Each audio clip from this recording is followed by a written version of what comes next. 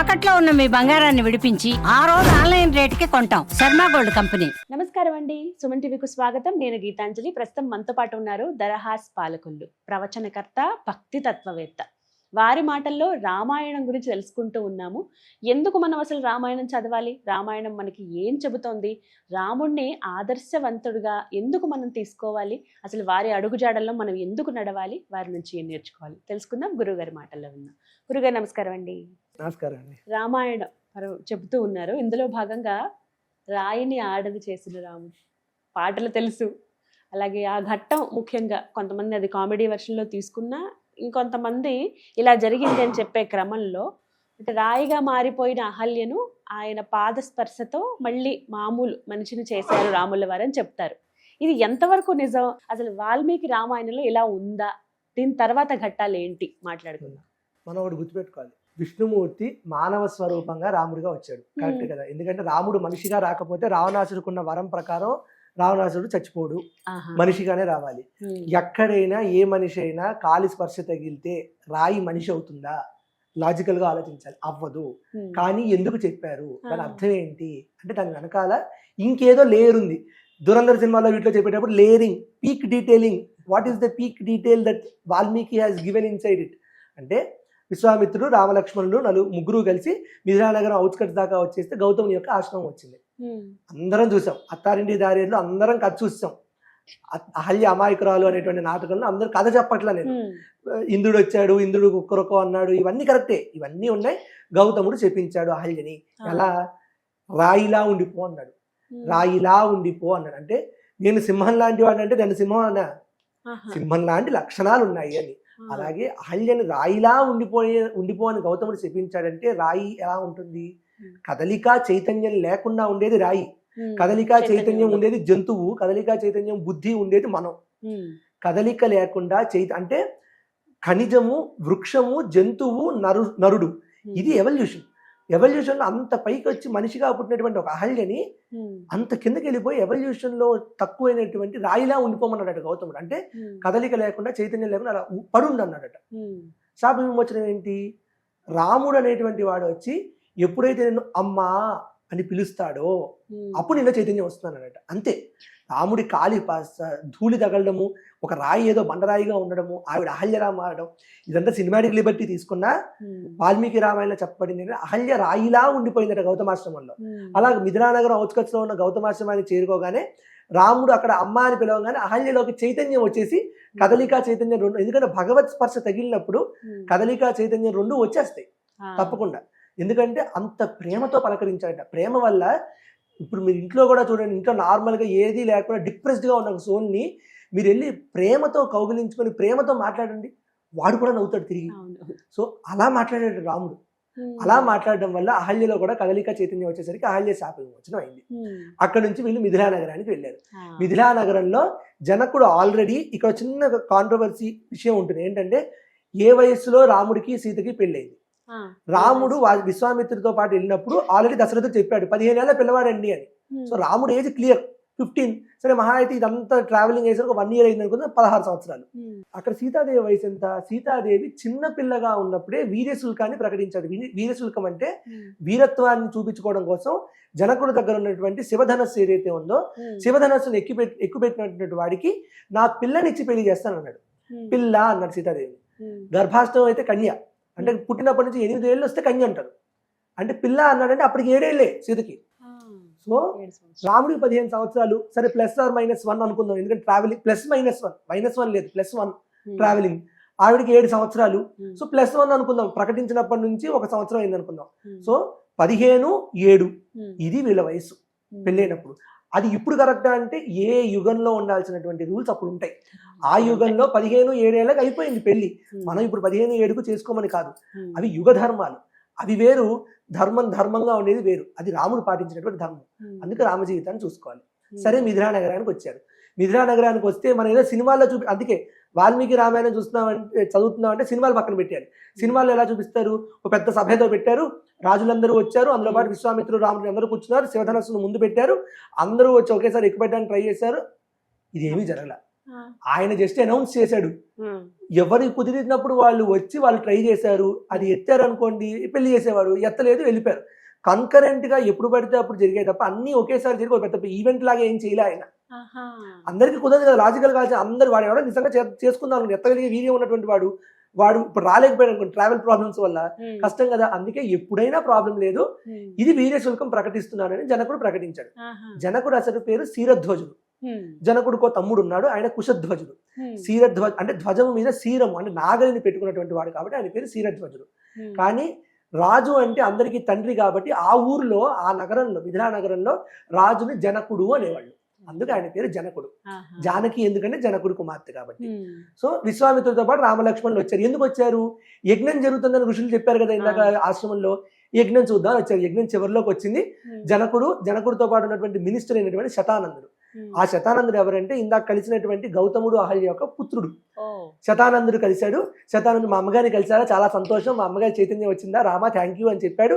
అంతా చెప్పి రాముడికి వీళ్ళందరికీ అక్కడ ఉన్నటువంటి జనకుడికి కూడా శతానందుడు మళ్ళీ విశ్వామిత్రుడి యొక్క కథ మొత్తం చెప్పడం మొదలు పెట్టాడట. విశ్వామిత్రుడు ఎందుకు అంత గొప్పవాడు మన యాగానికి వచ్చాడు అని చెప్పి జనకుడు చెప్తే అంతా చెప్పి అందరూ అక్కడ ధనస్సు గురించి శివధనస్సు ఇలా వీరశుల్కం ప్రకటించారండి. చాలా మంది ట్రై చేశారు కానీ ఎవరు ఎత్తలేకపోయారు అని అన్నాడట. రాముడు అక్కడే ఉన్నాడు, అన్ని వింటున్నాడు.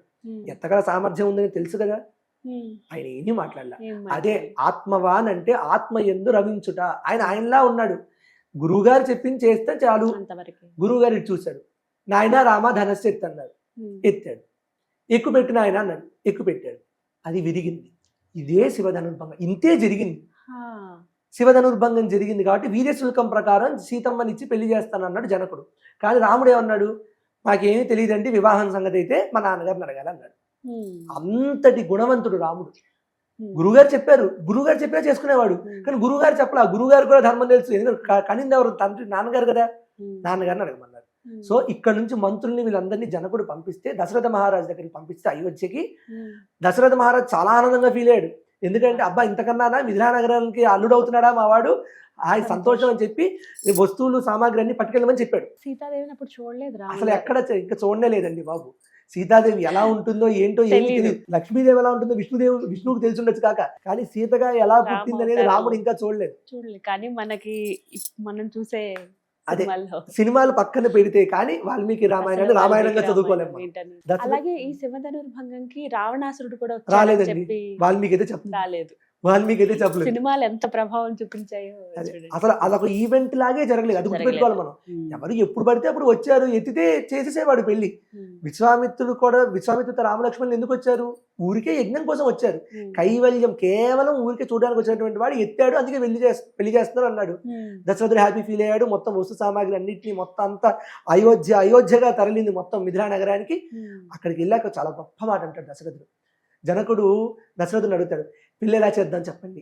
మనకి పెళ్లి ఎలా జరిగిందో చాలా చాలా బాగా తెలియాలండి. ఎందుకంటే భారతీయ వివాహ వ్యవస్థ అనేది గట్టిగా ఉన్నంత వరకు భారతీయ ఆత్మ అలాగే గట్టిగా నిలబడుతుంది. వివాహ వ్యవస్థ ఎలా జరిగింది, ఎలా ఉండాలి అంటే సీతారాములే ఆదర్శము.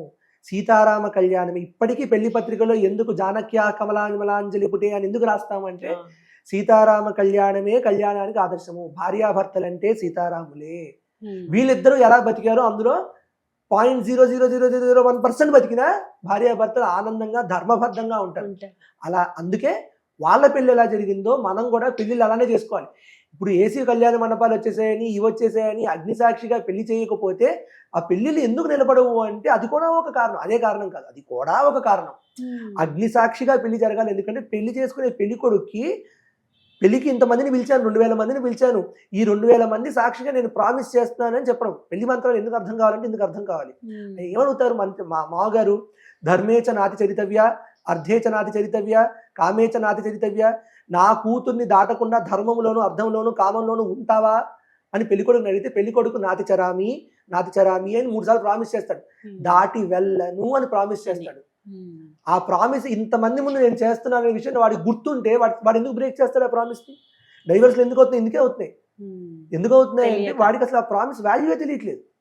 పోనీ ఈ 2000 మంది వాడు ఏదైనా డెస్టినేషన్ వెడ్డింగ్ చేసుకున్నాడు అనుకోండి, ఆ వాడు ఏమైనా చూసాడా పెట్టానా, వాడు ఇక్కడికి వస్తాడా లేదా, నేను డైవర్స్ చేసుకోవచ్చు అన్నాడు అనుకోండి, అలా అనకుండా అగ్నిసాక్షిగా పెళ్లి చేసుకోవాలి. అగ్ని ఎక్కడైనా ఉంటుంది. అగ్ని ప్రపంచంలో మొట్టమొదటి పుట్టినదే కదా. అగ్ని సాక్షిగా పెళ్లి చేయడం అంటే ఈ ప్రపంచం ఉన్నంత వరకు మీరిద్దరు భార్యాభర్తలుగా కలిసి ఉండి తీరవలసిందే. అగ్ని సాక్షిగా ప్రమాణం చేయించుకుంటారు. It's promise. ఎలా బ్రేక్ చేస్తావు? ఇప్పుడు ఒక ప్రామిస్ ని బ్రేక్ చేసి అంటే under law if you are perjuring you are a criminal. The same way when there is witness of Agni, నువ్వు ప్రామిస్ చేస్తున్నావు, నీ మామగారికి ప్రామిస్ చేసి నువ్వు అంతమంది ముందు అగ్ని ముందు నువ్వు వెళ్ళి పెళ్లి చేసుకుంటున్నావు అని చెయ్యి పట్టుకున్నావు అంటే ఆ చెయ్యి ఎలా వదులుతావు? నువ్వు వదలాలి అంటే దమ్ము లేక ధైర్యం ఉండి, అంతే భయం వచ్చేయాలి. చచ్చినట్టు కలిసి ఉండడం కాదు. ప్రేమ ఎలా వెతుక్కోవాలా వెతుక్కుంటే దొరుకుతుంది. సీతారాములు అలా ఉన్నారు. సీతారాములు ఆదర్శమైనటువంటి దంపతులను ఎందుకు అంటున్నానంటే వాళ్ళ వివాహం ఇలానే జరిగింది. వివాహంలో అన్ని ఈవెంట్స్ కూడా అలానే జరగాలి. దశరథుడు వచ్చినప్పుడు ఏమన్నాడు జనకుడితో, మీకు నచ్చినట్టుగా చేయండి, ఎందుకంటే మీరు మాకు పిల్లని ఇస్తున్నారు అంటే మీరు ఇచ్చేవాళ్ళు, మేము తీసుకునేవాళ్ళు. తీసుకునేవాడు ఎప్పుడు తక్కువే కదా. సో మీ ఇష్టం ఎలా చేస్తారో చేయండి అన్నాడు. అంత గొప్పటి మాట మాట్లాడాడు. మాట్లాడితే మొట్టమొదటిగా ఏం జరిగిందంట, కన్యావరణం జరిగిందట. కన్యావరణం అనేది ఇప్పటికి పెళ్లిలో చాలా మంది చేయడం మానేశారు. కన్యావరణం అంటే పెళ్లి కొడుకు సైడు పెళ్లి కూతురు సైడు ప్రవర చెప్పడం. ప్రవర చెప్పాలనుకోండి, అంగీరస భారస్పతి భారద్వాజ త్రయార్షే ప్రవరాన్విత అని చెప్పుకుంటాం కదా. అంటే అర్థం ఏంటి? కన్యావరణంలో ఇప్పటికీ కూడా ఫలానా వారి వంశము, రఘుకుల తిలక అంటాం. కులము అంటే క్యాస్ట్ అనేటువంటి దిక్కుమాలిన ఇంగ్లీష్ ట్రాన్స్లేషన్స్ మనం పక్కన పెట్టేసేయాలి. రఘుకుల తిలక అంటే రఘు అనేటువంటి క్యాస్ట్ నుంచి పుట్టినటువంటి వాడు కాదు కదా. రఘుకులము అంటే రఘువంశము నుంచి పుట్టినటువంటి వాడు. రఘువంశ తిలకుడు ఎవడు? రాముడు. రఘుకుల తిలక, యదుకుల నందన అంటే కృష్ణుడు. అలా ఈ ఇటుపక్కన ఉన్నటువంటిది అటుపక్కన ఉన్నటువంటిది ప్రవర చెప్తాడు. అంటే ఫలానా వాడి పుత్రుడు, ఫలానా వాడి పౌత్రుడు అంటే మనవాడు, ఫలానా వాడి ప్రపరౌత్రుడు ముని మనవాడు. అలా అట్లీస్ట్ మనం ఇప్పుడు చెప్పుకుంటే అటుపక్కన వాళ్ళు కూడా చెప్పి ఇలాంటి వాళ్ళ వంశంలో పుట్టినటువంటి వాడికి, ఇలాంటి వాళ్ళ వంశంలో పుట్టిన ఈ అమ్మాయికి వివాహం చేద్దాం అనుకుంటున్నాను, ఓకేనా అని కన్యావరణం జరిగిందట.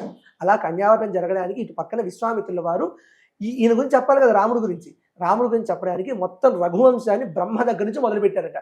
అక్కడి నుంచి చెప్పడం మొదలుపెట్టి వంశాన్ని వర్ణిస్తున్నారట. ఇది ఎందుకు తెలియాలి అంటే వంశంలో ఎంత గొప్ప వాళ్ళు ఉన్నా ఆ వంశం మొత్తము కూడా మళ్ళీ రాముడు ఆ మొత్తం వంశాన్ని ఉద్ధరించినటువంటి రఘువంశోద్ధారక అంటారు కదా. అంత గొప్ప వాళ్ళని కూడా తలదన్నేంత ధర్మమూర్తి అయిన అనేది మనకు తెలియాలి. ఎక్కడి నుంచి మొదలు పెట్టాడట? బ్రహ్మ దగ్గర నుంచి మొదలు పెట్టాడట. బ్రహ్మకు మరీచి చాలా మంది పుట్టారు, మరీచి కూడా పుట్టాడు. మరీచి నుంచి కశ్యప ప్రజాపతి పుట్టాడట. కశ్యప ప్రజాపతికి వివస్వంతుడు పుట్టాడట. వివస్వంతుడు అంటే ఎవరో కాదండి, సూర్యుడు. మనకు డౌట్ వస్తుంది, రామాయణం ఎప్పుడు జరిగింది అనే డౌట్ వస్తుంది. ఎప్పుడు జరిగింది అనే డౌట్ ని రామాయణంలో వాల్మీకి ఆల్రెడీ అక్కడ ఈ రఘువంశం లీనియేజ్ చెప్పేస్తున్నాడు ఆల్రెడీ. వివస్వంతుడికి మనువు పుట్టాడు. అంటే వివస్వంతుడు అంటే సూర్యుడు. సూర్యుడికి వివస్వంతుడు అనే పేరు ఉంది కాబట్టి వివస్వంతుడు అనే పేరుతో ఎందుకు చెప్పాడంటే ఆయనకు పుట్టినటువంటి మనువే వైవస్వత మనువు. ఇప్పుడు మన సంకల్పం చెప్పుకుంటాం కదా, వైవస్వత మన్వంతరే కలియుగే అని. సో ఈ వైవస్వత మన్వంతరంలోనే రామాయణం జరిగింది. కానీ ఈ మహాయుగంలో జరగల. ఒక కలియుగము, ద్వాపర యుగము, త్రేతాయుగము, సత్యయుగం కలిపితే ఒక యుగం. ఇలాంటివి 71 కలిపితే ఒక మహాయుగం. ఇలాంటి మహాయుగాలు 14 కలిపితే ఒక మన్వంతరం. ఆ మన్వంతరాలన్నీ కలిపితే అలాంటివి కలిపితే ఒక బ్రహ్మకో పగలు రాత్రి, బ్రహ్మకో కల్పం. ప్రతి కల్పంలోనూ రామాయణం జరిగింది. మనకు జరిగినటువంటి వాల్మీకి రామాయణం ఏదైతే ఉందో ఈ వైవస్వత మన్వంతరంలోనే జరిగింది అనే విషయాన్ని ఆయన ఆల్రెడీ ఆ వంశం లీనియేజ్ చెప్తూ అర్థం చేశాడు. సో టైం లైన్స్ ఎక్కడో వెతుక్కోవాల్సిన పనుల వాల్మీకి చెప్తే తెలిసిపోతుంది, వాల్మీకి రామాయణం చదివితే అర్థమైపోతుంది. సో బ్రహ్మకు మరీచికి కశ్యపుడు, కశ్యపుడికి వివస్వంతుడికి మనువుకి ఇక్ష్వాకుడికి కుక్షికి వికుక్షికి బాణుడికి అనరణ్యుడు అనే పేరు ఎందుకు వచ్చింది అంటే అరణ్యాలన్నింటినీ వదిలేశాడట, అరణ్యాలను పరిపాలించలేదట. అలా అరణ్యాలను పరిపాలించకపోవడం వల్ల ఆయన అనరణ్యుడు అని పేరు వచ్చింది. ఎందుకు ఇంపార్టెంట్ అంటే అలా అరణ్యాలను వదిలేయడం వల్లే అరణ్యాల్లోంచి వేరే వాళ్ళు వచ్చి ఆక్రమించుకోవడం మొదలు పెట్టారట. అంటే బార్డర్స్, అరణ్యాలంటే బార్డర్స్. అలా అనరణ్యుడు తర్వాత పృథు మహారాజు తెలుసు. పృథు మహారాజుకి త్రిశంకుడు పుట్టాడు. త్రిశంకుడికి దుందుమారుడికి యవనాశుడు పుట్టాడు. పృథువు, త్రిశంకుడు, దుందుమారుడు, యవనాశుడు, మాంధాతకి సుసంధికి ధ్రువసంధికి భరతుడికి అసితుడు పుట్టాడట. ఈ అసితుడు పుట్టినప్పుడు ఈ వంశంలోనే అసితుడు మొత్తం రాజ్యాన్ని కోల్పోయి కైలాస పర్వతానికి, మొత్తం హిమవత్ పర్వతానికి వెళ్ళిపోతే ఆయనకి ఇద్దరు భార్యల్లో ఒక పేరు, పెద్ద ఆవిడ పేరు కాళింది. ఇద్దరు గర్భవతులు, అసితుడు చనిపోయాడు. ఇద్దరు గర్భవతులు. ఆ పెద్ద ఆవిడికి ఎక్కడైనా మంచి పురుషోత్తముడు పుట్టేస్తాడేమో అని చెప్పేసి ఈ చిన్న ఆవిడకి విషం ఇచ్చిందట. ఆవిడ వెళ్ళిపోయి కంగారు పడిపోయి భృగు మహర్షి దగ్గరికి వెళ్ళిపోయి ఏం చేయమంటారంటే, ఏం పర్వాలేదమ్మా, నీకు పుట్టేవాడు పురుషోత్తముడు, కాకపోతే విషంతో పాటు పుడతాడు, విషం తాగాడు కాబట్టి విషంతో పాటు కలిసి పుడతాడు, పర్వాలేదంటే అలా గరణంతో పాటు పుట్టాడు కాబట్టి ఆ అసితుడు భార్య అయినటువంటి కాళిందికి పుట్టినటువంటి వాడే సగరుడు. సగరుడి యొక్క కొడుకు అసమంజసుడు. సగరుడికే మొత్తం 2 భార్యలు ఉన్నారు. ఒక ఆవిడకేమో 60,000 మంది పుట్టారు, ఇంకో ఆవిడకేమో అసమంజసుడు పుట్టాడు. ఈ 60,000 మంది కూడా కపిలుడి యొక్క ఆ కంటి యొక్క చూపుకి ఈ 60,000 మంది దగ్ధమైపోయి మొత్తం భస్మరాశి అయిపోయాడు. ఆ అసమంజసుడికి పుట్టినటువంటి వాడే అంశుమంతుడికి దిలీపుడికి భగీరథుడు. ఆ భగీరథుడే ఆ పైనుంచి గంగని పట్టుకొచ్చి అక్కడ 60,000 మంది చనిపోయారు కదా, భస్మం అయిపోతే ఆ భస్మరాశి మీద నుంచి గంగ పారేలా చేసి వాళ్ళందరికీ కూడా ఉన్నత లోకాలు, ఊర్ధ్వలోకాలు ఇచ్చేలాగా చేశాడనమాట. అలా భగీరథుడు పుట్టాడు. భగీరథుడికి కకుత్సుడికి రఘువుకి కల్మాషపాదుడికి శంఖన మహారాజుకి సుదర్శనుడికి అగ్నివర్ణుడికి శీఘ్రుడికి మరువుకి ప్రశుశ్రవుడికి అంబరీషుడికి నహూషుడికి యయాతి నాభాగుడు, యయాతికి అజుడికి దశరథ మహారాజుకు రాముడు. ఇటువంటి రఘువంశంలో పుట్టినటువంటి రాముణ్ణి నిమి వంశంలో పుట్టినటువంటి అక్కడ మొత్తం ఆ వంశం అంతా చెప్పి ఆ వంశంలో హ్రస్వరోముడు, స్వర్ణరోముడు, మహారోముడు వీళ్ళందరికీ పుట్టినటువంటి శీరధ్వజ కుశధ్వజులైనటువంటి మీ ఇద్దరికి శీరధ్వజ కుమార్తె అయినటువంటి సీతమ్మకు ఇచ్చి వివాహం చేయడము సమ్మతమేనా అని ఇద్దరిని అడగడమే కన్యావరణం. ఇద్దరు సమ్మతమే అన్నారు.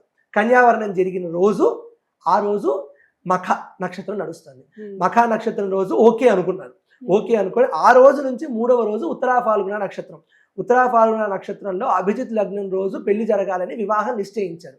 మఖ నక్షత్రం రోజు నాంది శ్రాద్ధం చేశారు. ఇప్పటికీ చేస్తారండి.